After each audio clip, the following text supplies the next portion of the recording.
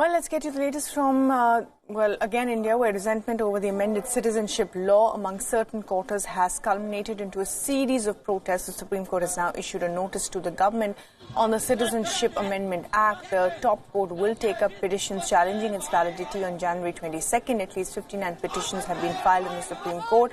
The petitioners include political parties, leading politicians, students and lawyer associations. In a brief hearing today, three-judge bench of the Supreme Court, headed by Chief Justice Bobde, declined to stay the implementation of the law.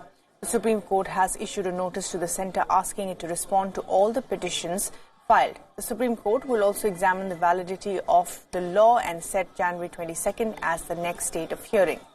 Now, let's take a look at what the petitioners want. Well, the petitioners want the amended citizenship law to be struck down. They say the law violates fundamental rights, particularly Article 14. They want the court to decide whether religion can be the basis to declare someone a citizen. Petitioners also want to know on what basis the centre concluded that non-Muslim migrants need to be given Indian citizenship, while the same is being denied to Muslim migrants. They question the discretion of the centre to exclude Sri Lanka and Myanmar from religious persecution, where it is rampant, according to them. They also question the centre's assumption that Muslims in Pakistan, Afghanistan, Bangladesh face no discrimination. Now, reacting to the situation on the ground, the Union Home Minister Amit Shah refused to back down in the face of nationwide protests against the amended act. He said that the centre will do everything in its power to provide citizenship to persecuted minorities in neighbouring countries. He said, and I quote, "Come what may, the Modi government will ensure that these refugees get Indian citizenship, live as Indians with honour." The statement came during a rally in New Delhi's Dwarka addressing the apprehension of protesters. Shah said that nobody is going to lose their Indian citizenship and injustice will not be done to anyone. And WION's political editor Kartikeya Sharma is live with us now for more and the latest on the Citizenship Amendment law. Well, Kartikeya, essentially the court had, at this point, has refused to intervene or stay the implementation of the law, but said that will take up all the 60 petitions questioning its legality in January. But overall, it's been a difficult week for the government with protests, opposition parties and several petitions in court now. You know, it's a matter of interpretation, Bhairavi, but if you look at the court has refused to stay the law, which is the Citizenship Act, one.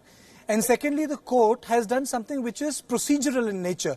And a lot of people or experts are saying that, well, the notice have been given to the various departments of the government. But that's the procedure of the court. If you want to have a look at the petition, then you need to take a response from the government of India. So it's a procedure. But I think the importance of the story is that the court has refused to stay the matter. And court has not once produced an obiter dicta on the legality and the way it was passed. If you look at all the major judgments, for example, Aadhaar judgment, the Supreme Court's judgment on the disputed site in Ayodhya, you had obiter dictas. Obiter dictas are indication. There is no indication from the court that they were surprised or they are surprised by the decision. And I think the second important thing to be understood is that the discourse in context of the politics is confusing the NRC with this Citizenship Amendment Act. Now, Citizenship Amendment Act has a cutoff of 31st December 2014. And NRC is a law which has not been passed. So, NRC does not technically exist. And NRC in Assam is a court-authored process which was conceived by late former Prime Minister Rajiv Gandhi way back in 1985 during his tenure. So, those three different things, unfortunately, have come together and has created a cocktail for politics which has led to mobilization on the lines of religion. But in essence, the policy is about those 1.5 crore refugees who are already inside India. Right, absolutely, Kartikeya. Thanks very much indeed for joining us with the latest on what the court's indication has been as far as the Citizenship Amendment Act is concerned.